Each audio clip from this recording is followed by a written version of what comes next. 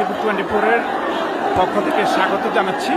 আপনারা জানেন আজ 8 মে লক্ষ্মীপুরের দুটি উপজেলা পরিষদের নির্বাচন অনুষ্ঠিত হয়। এর মধ্যে একটি ছিল রামগতি উপজেলা পরিষদের নির্বাচন, অন্যটি কমলনগর উপজেলা পরিষদের নির্বাচন। এর মধ্যে কমলনগর উপজেলা পরিষদে 4 জন প্রার্থী হাড্ডাহাড্ডি লড়াই পর অবশেষে বিজয়ের পথে এখন খালেদ সাইফুল্লাহ, তিনি মোটরসাইকেল প্রতীকে সবচেয়ে এগিয়ে রয়েছেন এবং তার কর্মী সমর্থকরা ইতিমধ্যে সেই ফলাফলটি জেনেই সবাই উপজেলা পরিষদ চত্বরে এসে ভিড় জমিয়েছেন।